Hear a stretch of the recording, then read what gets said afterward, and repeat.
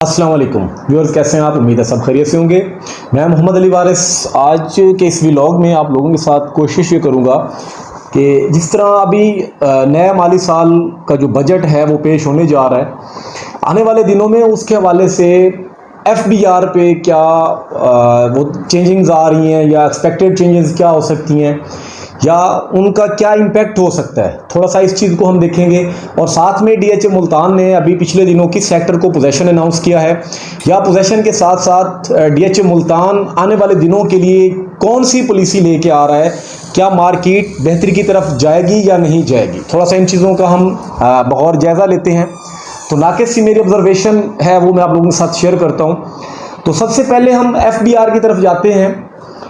जो टैक्सेस यहाँ पे मैं फ़िलहाल DHA मुल्तान की बात कर रहा हूँ। हम ऑलरेडी क्या पे कर रहे हैं, हम पहले 2% पे कर रहे हैं अगर हम फाइलर हैं, चाहे सेलर हैं या चाहे बायर हैं। अगर हम नॉन फाइलर हैं तो फिर वो हमारा 4% पे चला जाएगा। ये है FBR की। अगर हम ईस्ट आर्म की बात करें तो वो हम DC रेट का 1% पे कर रहे हैं। ये अभी तक के लिए था जो हमारा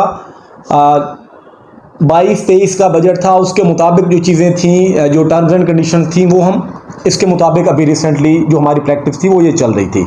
और अगर हम दूसरी साइड पे रूरल एरियाज़ की बात करें तो वहाँ पे ईस्ट टर्म 1% की बजाय 3% था। और साथ में अगर हम बात करते हैं सेलर बायर के FBR की, तो वहाँ की FBR तकरीबन यही सेम रेट है कि वहाँ पे अगर आप फाइलर हैं तो आपको 2% आपने सेलर बायर के तौर पे करना है। अगर आप नॉन फाइलर हैं तो नॉन फाइलर पे आपको फाइलर होने पे 4% और बायर होने पे आपको 7% अदा करना पड़ता था। ये चीज़ें थी। साथ में कुछ और टैक्सेस हैं कि अगर आपका उस प्लॉट का उसके ऊपर जो आप कंस्ट्रक्शन कर रहे हैं, अगर आपने वो मैप बनवाया हुआ है देन वेल एंड गुड, अगर आपका अप्रूव्ड है, अगर नहीं है तो DC रेट का आपने 1% आपने अलहदा से पे करना होगा। कुछ रजिस्ट्रेशन फ़ीस होती है, साथ में और पंजाब लैंड रिकॉर्ड अथॉरिटी का एक टैक्स होता है। ये चीज़ें हैं, लेकिन अभी हम सिर्फ DHA की बात कर रहे हैं तो हम DHA के हवाले से थोड़ा देखेंगे। इससे पहले जो DHA का लास्ट ईयर का था, हमारा FBR का जो 21-22 का था, उसके मुताबिक जो सेलर था और बायर था वो 1% पे कर रहे थे बीइंग अ फाइलर। अगर वो नॉन फाइलर थे तो नॉन फाइलर की सूरत में वो 2% जो है वो पे कर रहे थे DC रेट के मुताबिक। ये चीज़ें पहले प्रैक्टिस होती हुई आ रही थी पिछले काफ़ी टाइम से, लेकिन पिछले साल ही इसको चेंज किया गया था। अब जो एक्सपेक्टेड चेंजेस हैं कि जो अभी हमारा 23-24 का जो बजट आने जा रहा है, उस बजट में क्या हो सकता है, क्योंकि मुख्तलिफ चीज़ें सुनने में आ रही हैं। होना तो जाहिर सी बात है, वो जो हमारी मैनेजमेंट है, पाकिस्तान की जो गवर्नमेंट है वो डिसाइड करेगी, वो डिपार्टमेंट डिसाइड करेंगे।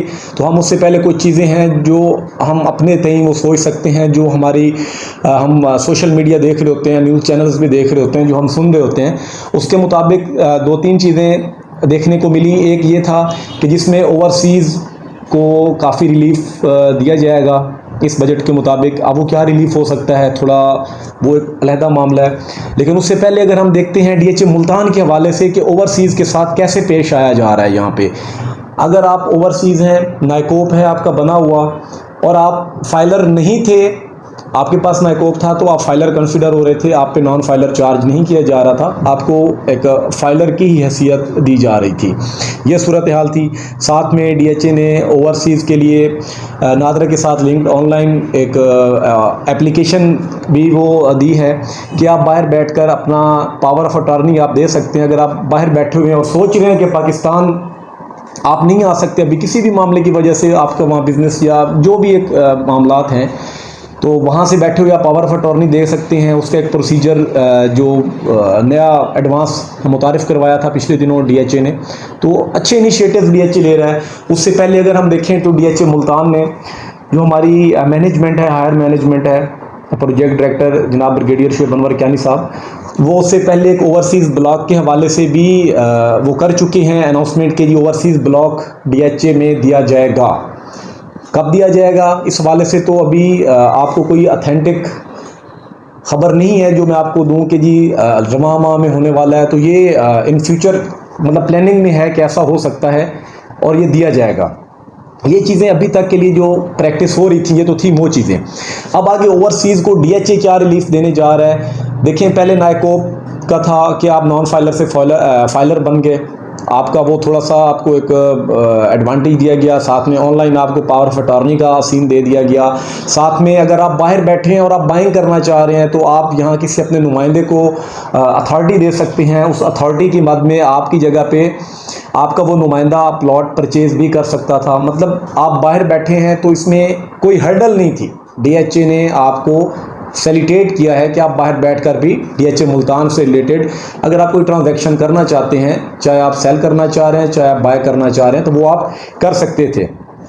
अब ओवरसीज़ ब्लॉक ये नादरा के साथ लिंक्ड जो हमारा नया पोर्टल दिया गया, साथ में नायकोप के अलावा अब नया क्या हो सकता है, या ये हो सकता है कि उन पे जो हमारे ओवरसीज़ भाई हैं, अगर डीएचए उनके हवाले से मैं बात करूं तो हो सकता है उनको मज़ीद सब्सिडी दे। अब वो टैक्सेस की मद में देगा।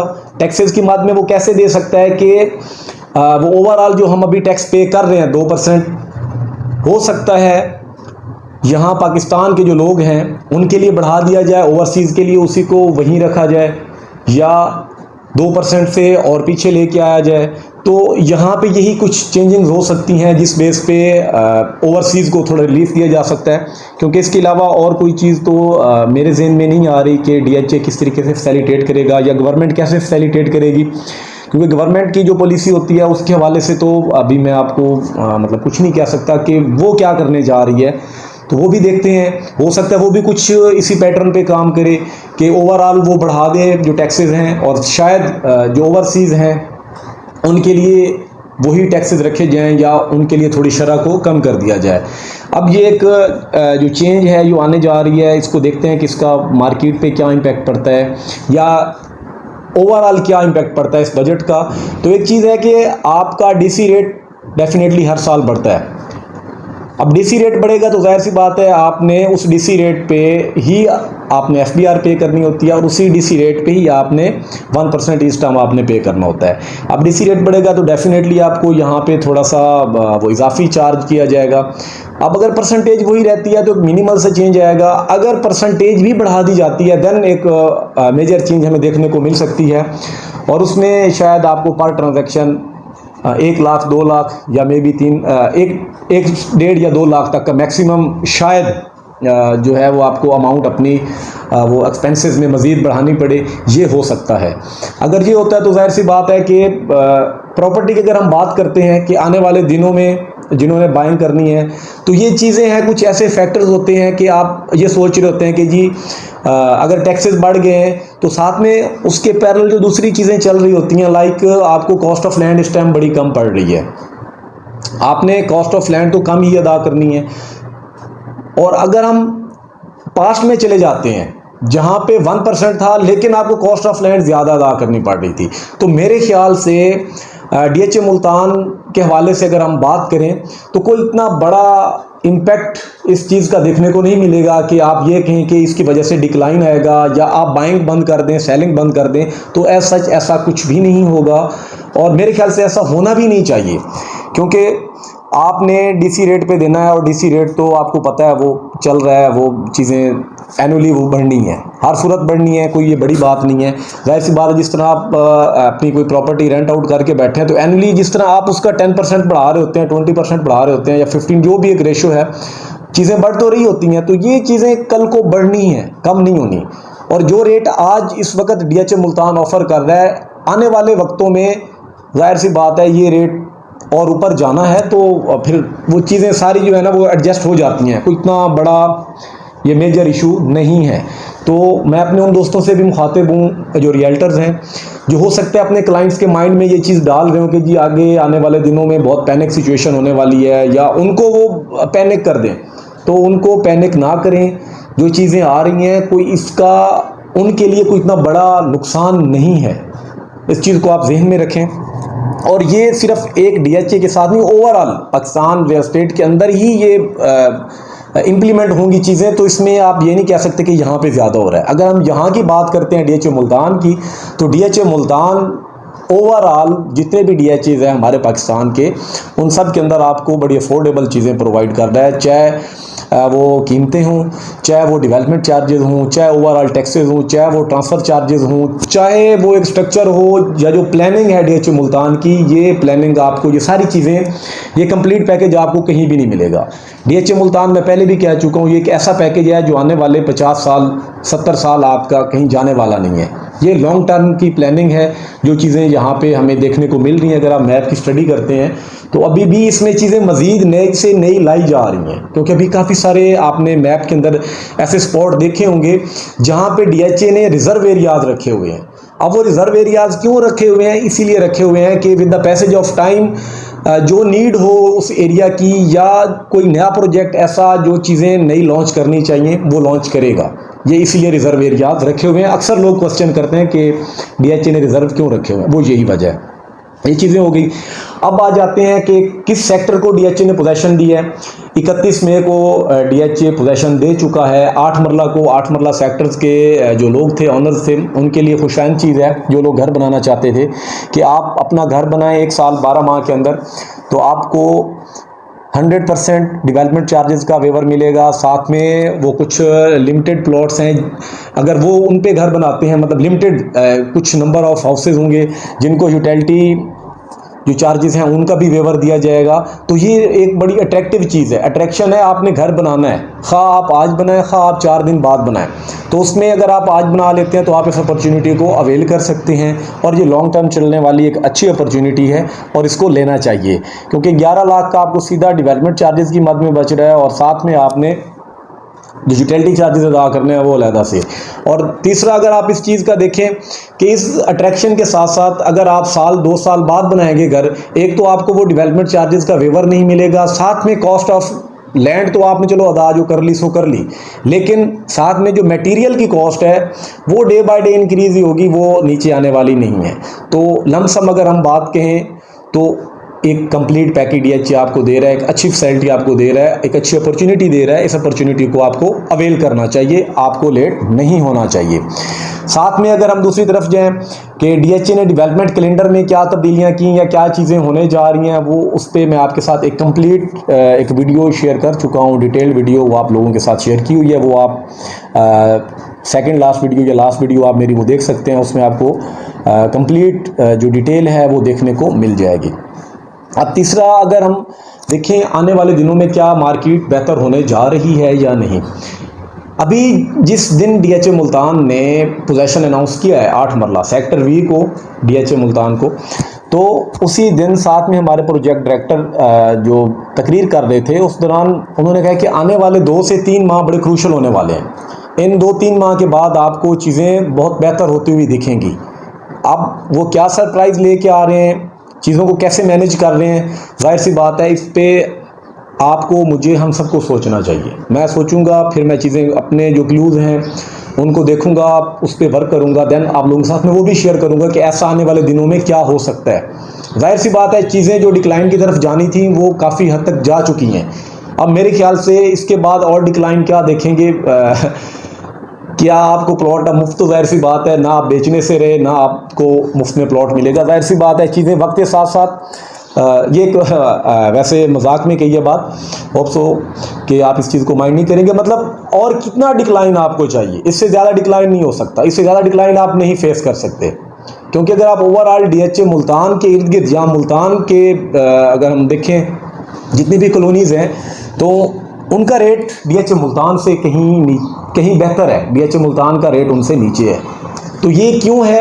ये मुख्तलिफ फैक्टर्स हैं, उनमें से जो एक बड़ा फैक्टर वो यही है कि लोगों की रिहाइश, जब यहाँ पे लोगों का फ्लो बढ़ता जाएगा डे बाय डे, जो कि बढ़ रहा है, जैसे ही वो बढ़ता जाएगा तो ऑटोमेटिकली जो रेट हैं वो स्टेबल होना शुरू हो जाएंगे। एक वक्त आएगा स्टेबल हो जाएंगे, फिर उस स्टेबल होने के बाद फिर रेट जंप करना शुरू कर देगा with the passage of time, देखेंगे आप। तो आप ये अगर सोच रहे हैं ओवरसीज़ भाई कि अगर हम साल 1.5 साल 2 साल के लिए, या पाकिस्तान में जो मेरे अजीज़ बैठे हुए हैं जो अपनी मेहनत से पैसा कमा रहे हैं, ये सोच रहे हैं कि क्या हम DHA मुल्तान में इन्वेस्टमेंट करें तो क्या हमारी इन्वेस्टमेंट ज़ाया तो नहीं जाएगी। आपने इन्वेस्टमेंट करनी है साल 2 साल के लिए मिनिमम, तो मेरे ख्याल से इन साल 2 साल के अंदर बहुत तब्दीलियां आने वाली हैं। उनमें से एक बड़ी जो चेंज है वो ये आएगी कि एक इलेक्शन आपके इसी साल 2 साल की होल्डिंग कैपेसिटी के अंदर अंदर एक इलेक्शन हो जाएगा।